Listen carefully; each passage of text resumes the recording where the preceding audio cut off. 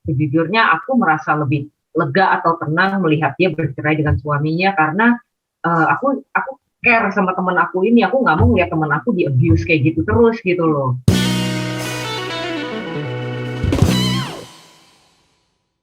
Shalom jemaat rebahan Indonesia. Selamat tahun baru. Selamat datang kembali di Church Uncensored. Episode kesekian ya. Yang mesti episode pertama di tahun yang baru. WD 2022.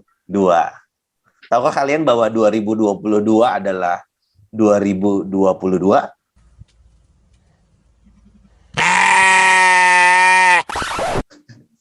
Nggak penting ya. Apa kabar nih Bro Dion? Sehat bro. Nah, Sis Jevi gimana kabar? Sehat. Kalau Brogat? Puji Tuhan sehat bro. Puji Tuhan. Lancar ya semua ya? Buang air besar dan segala macam ya. Keluarga sehat-sehat ya semua ya. Di tahun yang baru, ya. Di tahun yang baru gimana nih? Apa yang baru nih? Mungkin ada pasangan yang baru dalam artian suami atau istri yang baru ada? Jangan di sini bro. Jangan di sini ya. Gawat tuh bro. Sebenarnya nggak ada lah ya, kalau kita di sini pasti nggak ada. Tapi ntar di belakang boleh lah ngobrol kita. kayak layangan putus dong. Aduh. Kalian pada ngikutin nggak sih? Gua enggak. Gua cuma dapat iklan-iklannya gitu. Iklan. Iya sih. Emang banyak ya sekarang bertebaran di media sosial. Gue juga nggak ngikutin specifically sih, cuman ya roughly I know lah. Itu hangat sekali topiknya belakangan ini karena karena itu mungkin agak real ya. Maksudnya ya terlepas dari katanya itu memang dari cerita orang gitu ya, emang yang kisah nyata. Tapi menurut gue itu seru juga ya. Ceritanya tentang perselingkuhan gitu kan. Oh, oke. Ya nanti ujung-ujungnya sih ada tentang ya ujung-ujungnya berselingkuh, ketahuan, terus ya udah gimana nih, cerai atau gimana nih, basically kan gitu. Tapi kenapa kita nggak jadiin itu topik aja bro malam hari ini, Sis? Gimana? Setuju nggak? Ide yang bagus bro. Hangat Ide ya. bagus. Hangat. Yang mana nih? Nah, kita mulai dengan yang hangat dan kita akhiri dengan yang panas-panas dong tentunya. Gue untung gue miara kumis nih, jadi agak beda banget. Jadi kalau nanti mau dimasak sama dihakimi sama masa ya. dihakimi sama tinggal cukur kumis. Langsung cukur. Iya. Oh gitu. Gue kebalikannya, gue udah cukur dulu nih. Minggu depan mungkin gue udah lebih berjenggot. Biar nyamar aja. Topiknya soalnya agak nyerempet ini guys. Nyawanya ada susah ya kalian ya. Kucing dong kita dong. Iya, tapi kita akan ngebahas dari kucing dulu kali ya. Kucing tuh kawinnya boleh cerai nggak sih? Atau gimana? What? Bro, what are you talking about, man? Jangan. Jangan Itu bukan kucing, bro. Oh iya, benar. Mungkin next time gue akan panggil psikolog kucing kali ya. Untuk membahas tentang pernikahan kucing. Tapi, nah gini. Gue mungkin membuka dengan ya sebuah pertanyaan yang cukup umum lah. Maksudnya ya terkait dengan topik ini ya. Kita akan ngebahas tentang perceraian gitu. Tapi sebelum itu, tadi kita kalau yang ngebahas tentang layangan putus itu kan main atau problem utamanya tuh karena selingkuh. Basically gitu lah ya. Nah, tapi pertanyaan gua, menurut lu kenapa orang bisa kepikiran cerai gitu? Padahal menurut gue ya nikah itu kan komitmen ya. Waduh, mulai nih gue sok filsuf gitu. Tapi kenapa orang bisa mau cerai gitu? Boleh lah. Siapa dulu yang mau mencoba menganalisa? Sis Jevi mungkin? Menurut lu kenapa Jev? Cowok dulu. Oke, kalau gitu Sis Jevi, boleh silakan. Ya, Brogard dulu boleh nih. Gue suka nih pandangan-pandangan Anda. Kenapa orang biasanya ya, kalau orang bercerai itu kalau bercerai itu biasanya yang lebih rugi itu perempuan. Jadi mendingan kita dengar dari sudut perempuan dulu. Kalau cowok biasanya kalau cerai nggak terlalu gimana ya. Mulai dilempar. Lempar-lemparan. Ini pada Tai Chi master semua nih ya. Tai Chi. Oke, Bro Dion akan menengahi, silakan Bro. Dimulai. Kenapa orang kepikiran bercerai? Iya, kenapa orang bisa kepengen cerai gitu? Apakah itu emang lagi pengen aja? Gue minggu ini nggak kemana-mana nih sama suami atau istri gue. Gimana kalau kita cerai gitu? Gitu nggak sih? Sesimpel itu atau ya menurut lo kenapa orang bisa kepikiran gitu? Kesambet atau gimana menurut lo? Orang kepikiran nggak, kalau di pernikahan itu kan sebenarnya lo pasti pernah ngalamin masa-masa di mana lo frustasi kan. Jadi lo nggak klik lah sama pasangan, terus akhirnya bertengkar hebat, kemudian nggak terselesaikan, nggak ada komunikasi untuk rekonsiliasi, dipendam, terus akhirnya nanti bertengkar hebat, lebih hebat lagi, berulang seperti itu. Mungkin sampai satu titik ya, normal sih kalau orang pikir. Mungkin not necessarily bercerai, tapi kalau bisa jangan sama dia deh. Gitu. Oh iya. Ada kepikiran kalau bisa jangan sama dia deh. Atau wah kayaknya gue salah pilih gitu ya. Pasti kita pernah lah, maksudnya nggak mau munafik kan, karena dua pribadi yang sangat beda kan bro. Apalagi lu kalau ada satu masalah yang nggak segera diselesaikan dengan komunikasi yang baik, itu akan bikin lu frustasi nggak sih? Setelah lu frustasi, gatel sakit kepel ya. Betul. Kalau nggak selesai ya sudah selesaikan saja. Wah siap. Tapi ini pengalaman dari orang lain ya. Ini pengalaman dari orang lain ini. Dengar sih seperti itu. Oh begitu. Betul. Bukan pengalaman sendiri. Anda tidak sedang curhat kan? Gila nih bahaya banget nih. Ya hati-hati. Istri di belakang ada? Oh enggak. Bro. Namain dong yang lain dong. Kalau sama istri mau pakai kumis nggak pakai kumis? Ketahuan. Nggak bisa lari bro. Dihakimi ya setiap hari ya. Make sense. Lu dari pacaran bisa berantem, apalagi nikah ketemu tiap hari gitu ya basically. Jadi pasti bersinggungan, pasti selalu ada kepikiran. Aduh, gue hidup di mana sih nih kok gue begini sih gitu. Baru ada rasa-rasa gitu ya. Yang lain boleh, yang lain dong.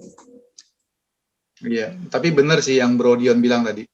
Kita se-prepare apapun sepasang pasangan gitu ya.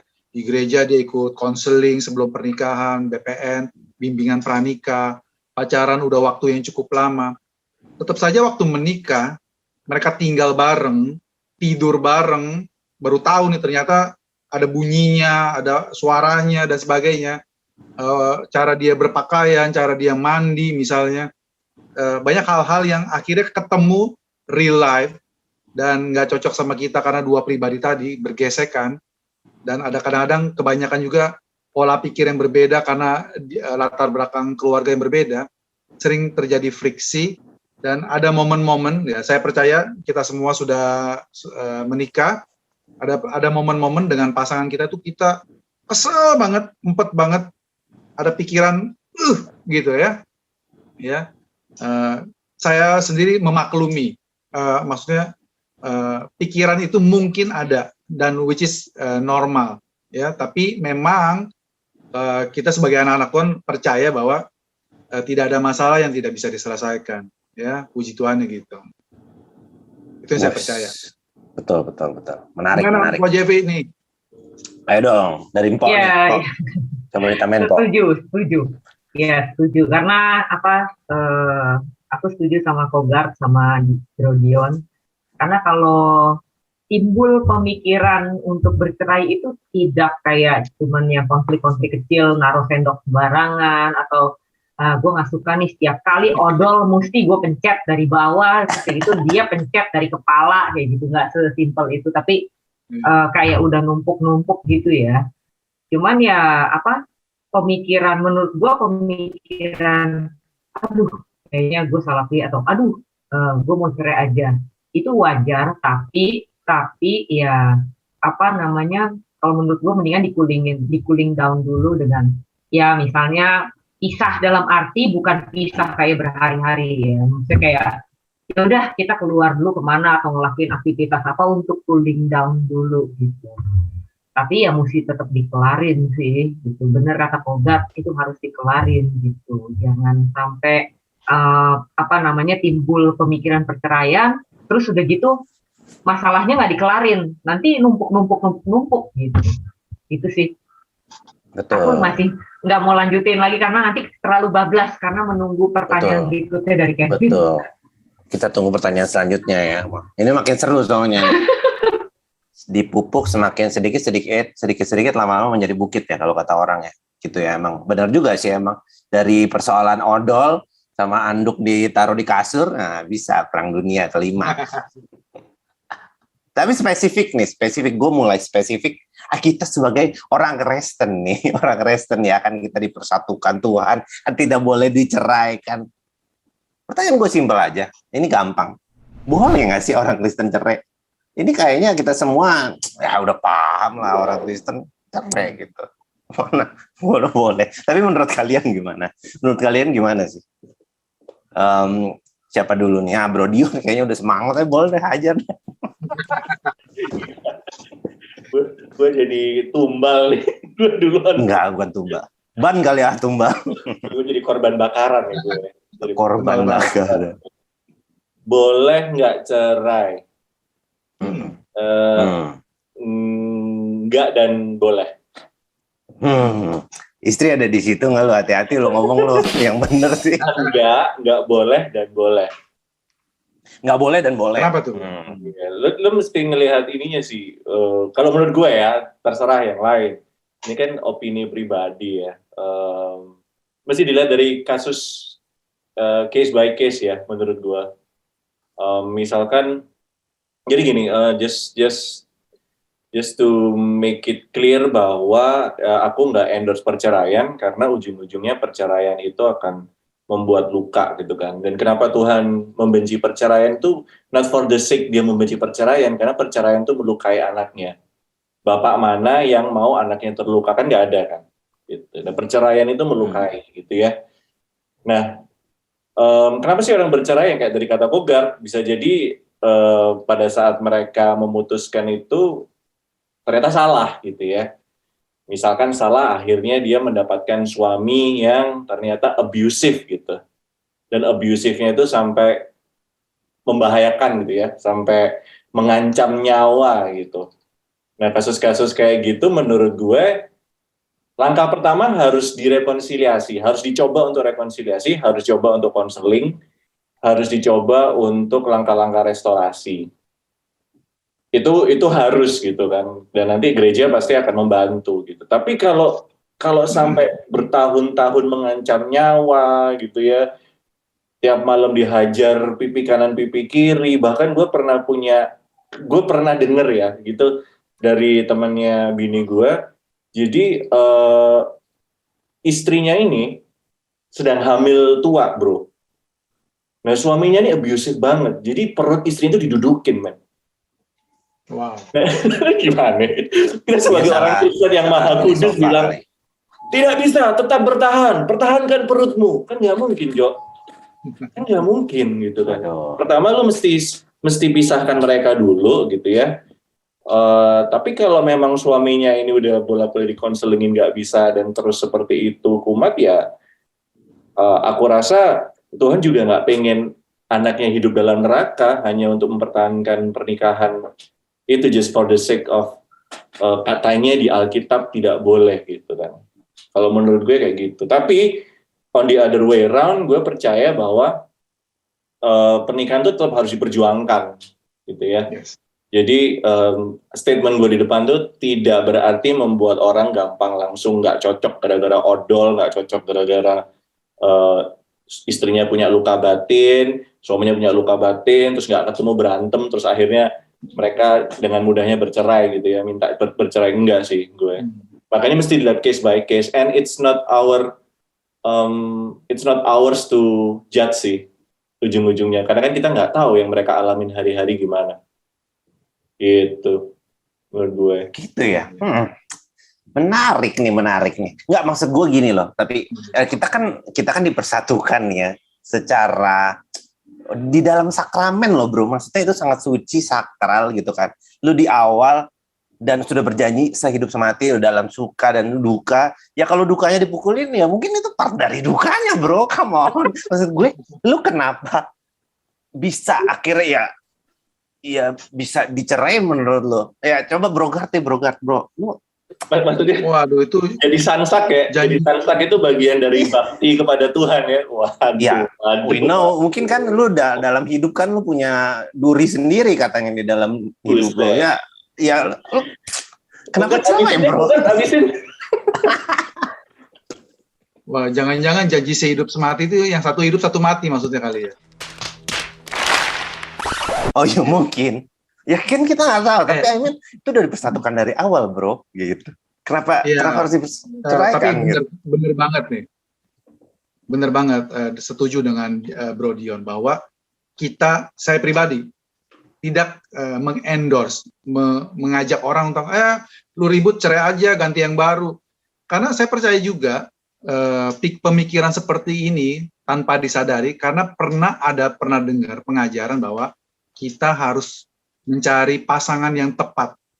Karena Tuhan sudah menciptakan satu pasangan, satu orang di luar sana, di dunia ini, yang menjadi pasangan kita yang sejati.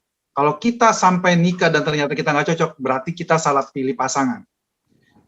Tanpa disadari, banyak orang berpikiran seperti itu. Jadi waktu kita hidup, yang dia orangnya rapi banget, saya berantakan, dia orangnya pokoknya bertolak belakang sama kita jadi terlintas dan waktu kita ribut, kalau nggak ribut sih nggak kepikiran biasanya. Dan waktu kita ribut, kita mulai berpikir, jangan-jangan gue salah pilih, gitu kan? Salah pilih, jadi boleh dong dalam tanda kutip diretur, orang belanja di Tokopedia aja kalau ini bisa itu, ya kan? Shopee ya. Iya. Tapi pemikiran semacam itu sebenarnya juga salah. Kenapa? Karena waktu kamu salah ambil orang yang kata kamu salah, yang sebenarnya ada pasangan orang lain, berarti ada orang lain juga yang salah ambil pasangan karena pasangannya sudah kamu ambil, gitu. Itu doesn't make sense. Saya percaya, ya cocokologi betul, membenarkan pembenaran. Ya, kalau saya percaya betul Tuhan membenci perceraian. Kenapa? Saya percaya itu ada arti yang lebih dalam, yang lebih rohani sebenarnya. Karena kita dalam kekristenan kita diajarkan bahwa Yesus adalah mempelai pria dan kita adalah mempelai wanita. Sama seperti bangsa Yahudi sudah dinikahkan dengan Yahweh, dengan Tuhan di Gunung Sinai. Itu yang mereka percaya. Dan Tuhan menggambarkan hubungan mereka itu seperti hubungan suami dan istri. Dan waktu Tuhan bilang, tidak ada yang dapat memisahkan engkau dari kasih Kristus, saya percaya itu adalah yang Tuhan inginkan gambaran kita di bumi. Bahwa waktu kita suami dan istri, gambaran Yesus dan kita mempelainya, gerejanya, itu tidak ada yang bisa memisahkan kita, bahkan maut sekalipun. Tapi manusia, karena plus bantuan si Gelo itu, kita akhirnya merusak gambaran yang Tuhan sudah bikin sakral itu. Dan itulah kenapa Alkitab menyebutnya Tuhan membenci perceraian. Nggak pernah disebutin Tuhan membenci orang yang bercerai. Betul ya? Kita nggak pernah ketemu ayatnya kan? Yang Tuhan benci adalah perceraian. Kenapa? Karena perceraian merusak ide, gambaran yang Tuhan berikan hubungan antara Yesus dengan kita, antara Tuhan dengan kita, gitu loh. Bahwa kita tidak mungkin dipisahkan, bahkan kematian pun tidak akan memisahkan kita, gitu. Karena saya percaya juga kalau memang Tuhan Yesus khususnya ya membenci orang-orang yang bercerai. Kita ingat di Yohanes 4, Yesus ada ketemu dengan seorang perempuan Samaria di sumur, betul? Dan di situ dikatakan wanita ini sudah menikah 5 kali. Dan dia sekarang tinggal kumpul kebo dengan pria ke-6. Kalau memang Tuhan Yesus membenci yang perceraian ya, maksudnya apa? Dosa perceraian itu saya percaya saat yang tepat untuk khotbah sama perempuan ini. Waktu yang cocok nih untuk kasih pengajaran kepada umatku nanti di tahun 2022, jangan bercerai karena ini yang kulakukan sama wanita ini. Tapi yang kita lihat di Alkitab, kita tidak mendapatkan Yesus merebuke wanita ini sama sekali dengan perceraian, kawin cerainya dia. Kenapa? Saya percaya, seperti yang Bro Dion tadi bilang, Tuhan Yesus cinta dengan anak-anaknya. Kita nggak bisa maksain orang yang setiap hari digebukin oleh pasangannya, mendapat ancaman setiap hari untuk tetap tinggal dalam pernikahan yang bukan gambaran surga di bumi. Karena saya percaya waktu Tuhan mempersatukan seorang pria dan wanita untuk tinggal dalam surga di bumi, untuk menikmati hubungan suami istri, menikmati gambaran yang indah antara sang suami dan sang istri, gitu loh. Itu yang saya percaya ya.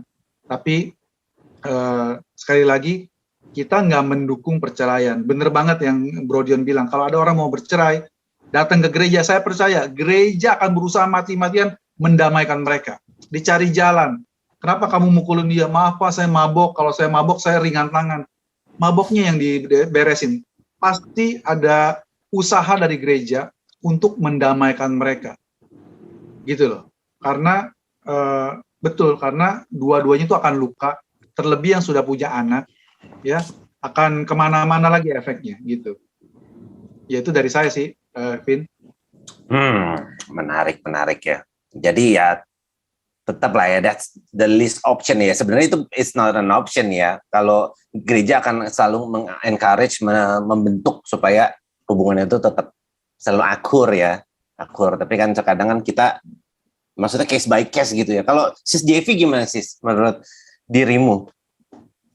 Ya, cerai gitu kan. Aku sih ngelihat, maksudnya kayak tadi Bro Dion bilang, aku juga punya kenalan yang suaminya abusive gitu ya. Pernah dia datang ke tempat aku juga kayak berdarah-berdarah kayak gitu. Terus singkat cerita ya, aku bilang ya, maksudnya intinya coba kasih kesempatan lagi, dan ternyata si istri ini sudah memberikan kesempatan yang banyak banget gitu ke suaminya gitu loh. Dan suaminya tetap nggak mau berubah gitu, dan suaminya masih tetap abusive, nggak peduli sama keluarga gitu ya. Ya akhirnya sangat disayangkan mereka bercerai. Kalau dari sisi aku sih, jujur ini sejujur-jujurnya, walaupun aku nggak endorse perceraian juga gitu ya. Sejujurnya aku merasa lebih lega atau tenang melihat dia bercerai dengan suaminya, karena aku care sama teman aku ini. Aku nggak mau ngeliat teman aku di abuse kayak gitu terus gitu loh. Juga aku nggak aku ngelihat dia juga di abuse-nya, maksudnya dalam keadaan dia hamil, perutnya ditonjok kayak gitu. Jadi kayak nggak banget deh gitu. Jadi benar juga Bro Kevin. Jadi memang mesti kayak case by case gitu. Tapi juga aku pernah dengar dari teman aku, dia kasihan banget temennya teman aku ini.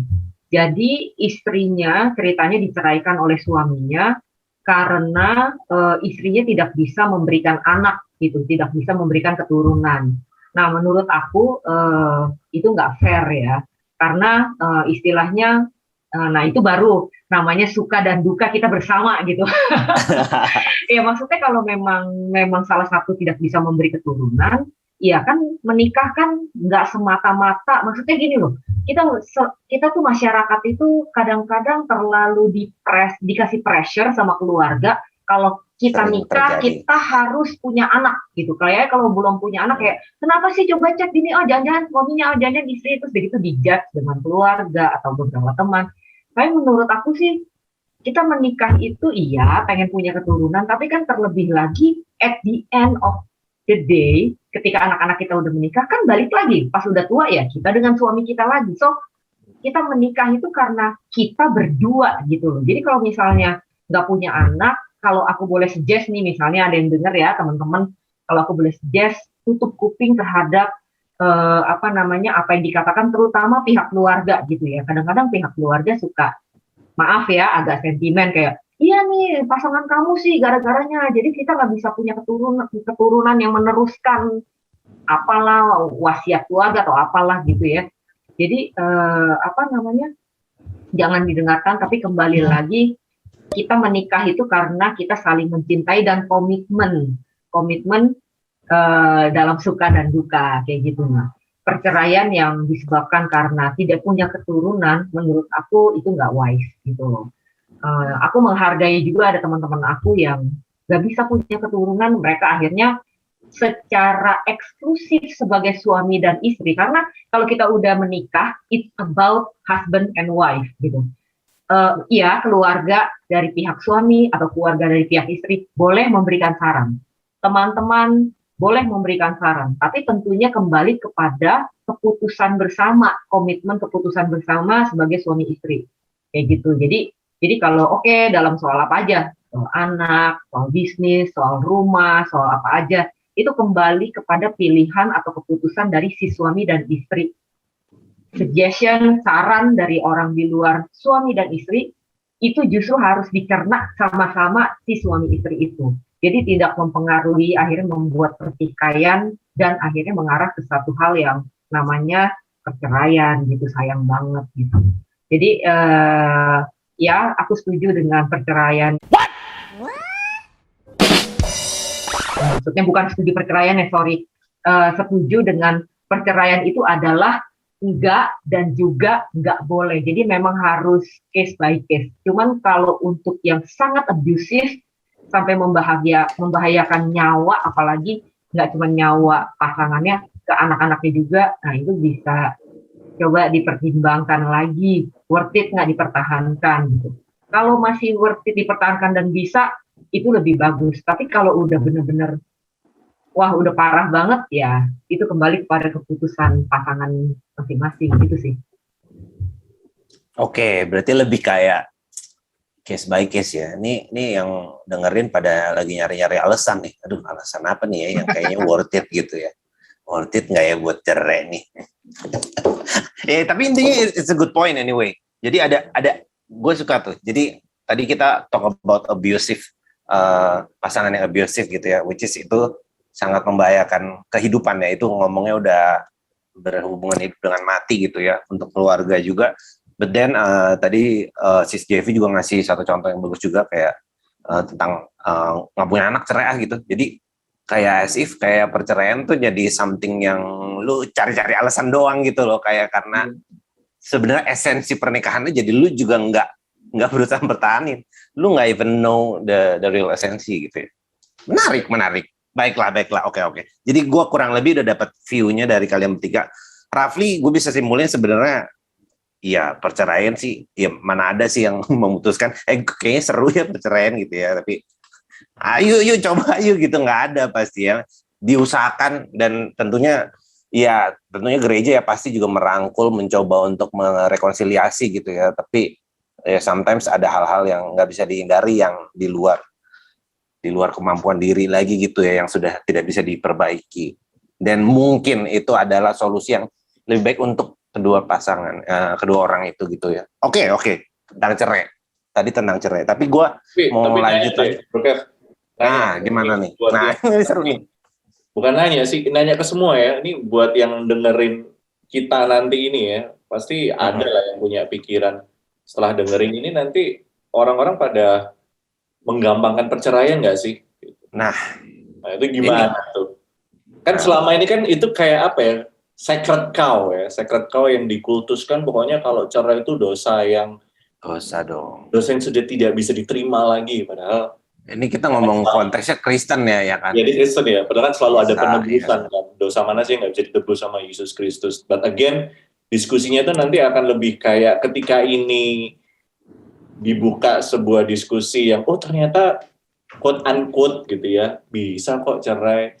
Nah ini pasti kan ada yang punya pikiran, nanti orang-orang bakalan menggampangkan ini dan akhirnya bakal banyak yang bercerai. Nah kalau kayak gitu gimana tuh? Nah itu seru tuh. Siapa coba yang mau jawab? Gue sign out dulu ya. Soalnya gue udah ditungguin keluarga. Oke. Keluarga gue baik-baik aja, dadah. Iya menarik, makanya menurut gue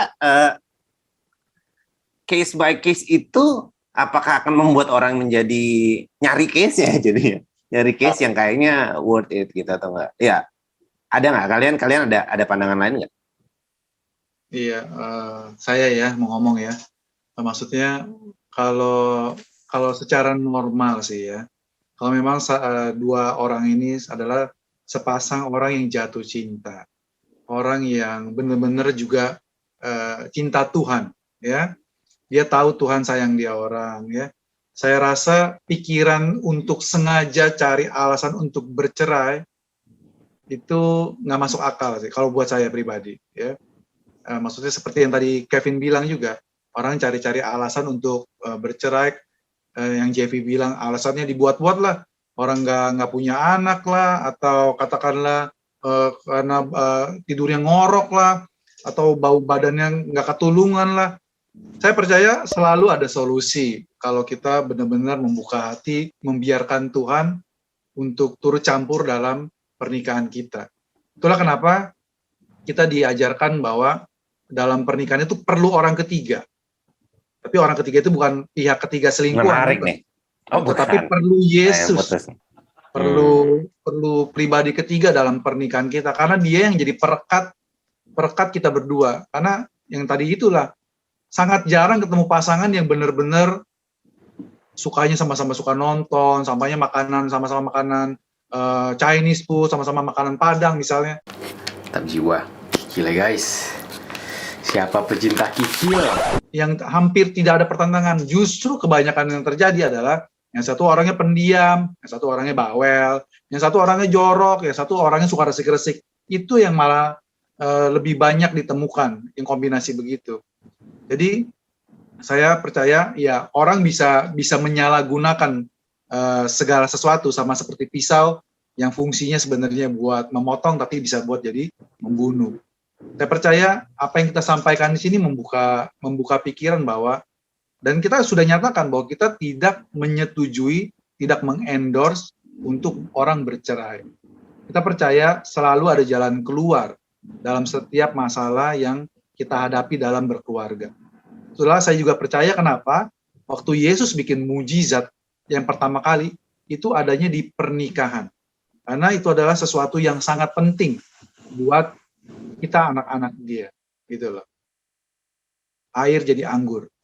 Sesuatu yang tawar tetapi menjadi manis kembali, gitu. Gitu, Bro. Sis. Menarik. Tapi aku jadi kepikiran ya, ada juga orang-orang yang aku kenal ya, dia jadi suami istri gitu ya, salah satunya lah ya, nggak mau cerai. Pokoknya dia benar-benar sangat tidak mau cerai karena dia tahu bahwa mereka sudah memiliki keturunan gitu ya, udah punya anak, karena kasihan anak-anaknya. Jadi salah satunya nih, entah istrinya atau entah suaminya, mempertahankan tidak mau bercerai sama sekali gitu loh. Nah tapi si pasangannya itu memaksakan pokoknya harus cerai, sampai tanpa sepengetahuan dari pasangan yang satunya lagi, dia udah bikin surat cerai dan minta si istri atau si suami tanda tangan. Itu aku melihat sendiri dari pengalaman teman-teman aku, dan aku sedih banget ya, maksudnya kayak, karena yang diceraikan itu adalah kebetulan teman aku gitu loh. Aku nggak kenal pasangannya. Jadi padahal teman-teman aku tuh udah berusaha bertahan, nggak mau cerai gitu loh. Nah kalau kayak gitu gimana? Iya gimana tuh? Kalau aku sih, maksudnya aku cuma mau encourage ya, sebelum aku mungkin ya si Kogart atau Kevin atau Bro Dion bisa kasih pendapat. Jadi aku yang nanya, nggak apa-apa ya Vin? Ini iya, jadi aku cuma kepikiran kayak gitu tuh gimana gitu, kasihan kan soalnya temen. Aku tadi mau ngomong apa ya, lupa tuh, jadinya lupa. Oh ini buat teman-teman yang sudah terlanjur dari poin dengerin YouTube ini ya, yang buat teman-teman yang udah terlanjur bercerai, jangan ngerasa kondem, jangan merasa bersalah.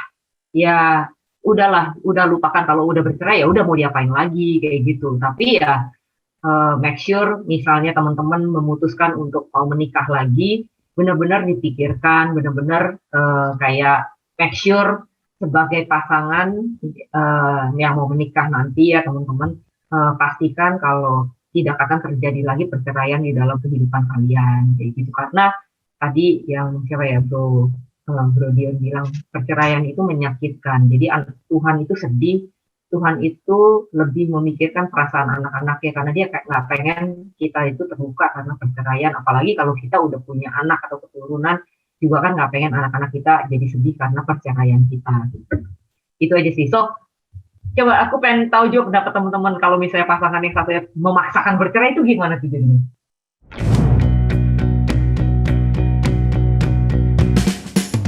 Saya nggak tahu ya. Setahu saya kan bercerai mesti persetujuan dari pihak yang ingin diceraikan kan ya.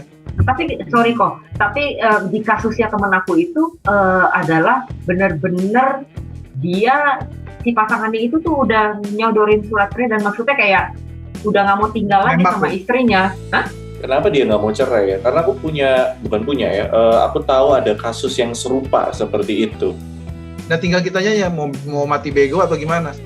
Tapi kembali lagi, mungkin juga karena dia takut dosa bercerai. Nah, karena dia mungkin berpikir juga kalau sudah bercerai, lanjut ke pertanyaan berikutnya. Tapi boleh nggak sih kawin lagi?